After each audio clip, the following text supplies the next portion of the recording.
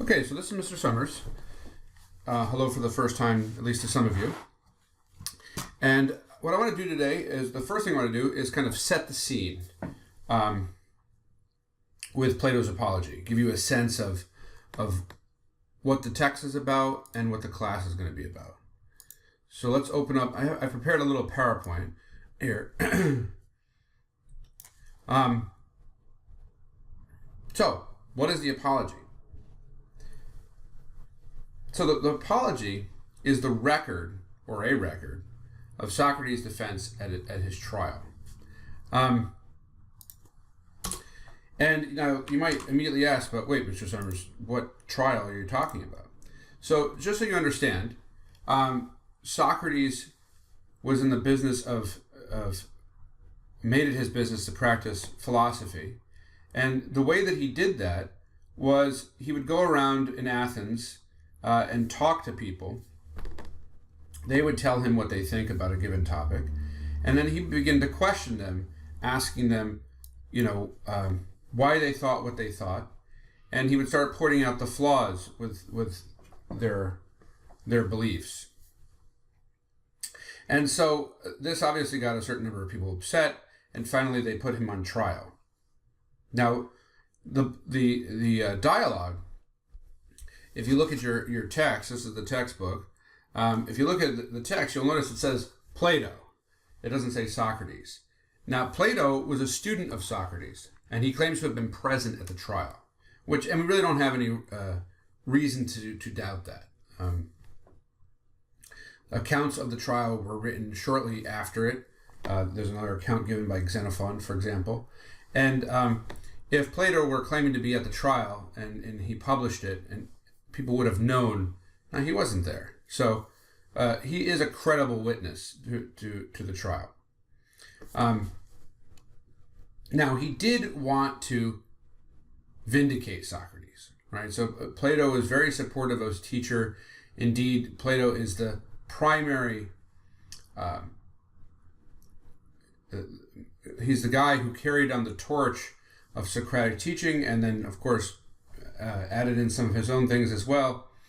But when you think about Socrates, you think about Plato, or you ought to, because everything that almost everything we know about Socrates is from Plato. There are some other sources, but that's the primary source, and that's the source for the Apology. Okay, so we have to understand that Athens was a democracy. And when we say it was a democracy, they took that in a much more literal and direct sense than we do. We have a representative democracy. We elect people to go represent us in Congress or represent us in our state legislature. When we have a jury, it's a relatively small jury of 12 people determining the guilt or innocence of a person. But there were literally 501 jurors that presided over Socrates' case. And the reason that the jury was so large is precisely what I just said. That the way that the Athenians thought about it is, the larger the jury, the more democratic it is. Right? The jurors were chosen by lot, which basically means like by drawing straws, by random. And the jury was responsible for conviction and sentencing. And we have to understand that in the case of Socrates, the accusation against him, was for corrupting the youth and undermining the religion of the city. And the possibility was death, right? So this jury, when we read the Apology and we read the account of what he said to the jury, we're reading his defense before the jurors. So let's talk a little bit about the structure of the text and the structure of the trial. So first we have the main speech. And, probably what I should put in here is, so these numbers, if you look at your text, I have both the Kindle version and the hardcover version. For your class, I really recommend the hardcover if you can get it, which you can get from Amazon. but if you don't mind reading it from an actual book, because it's going to be a lot easier for you to annotate the text.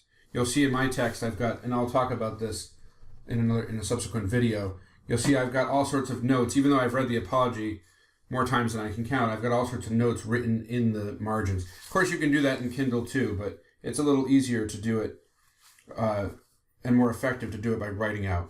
So these numbers here, 17a to 35d, in these classical texts, they have a way of numbering it, which is that's a specific numbering convention. That corresponds to, in our text, pages 22 to, bear with me a moment,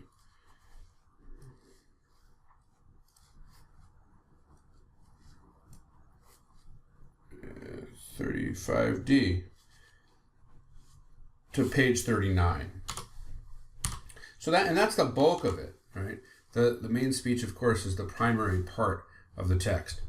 And this is really where Socrates presents the crux of his argumentation as to why, defending his behavior, and as to why the accusations against him have come up.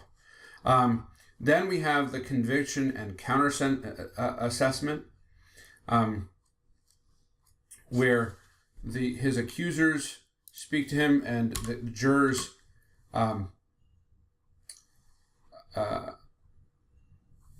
convict him, and you can find the corresponding pages in the book itself. And then we have the last words of the jury, right?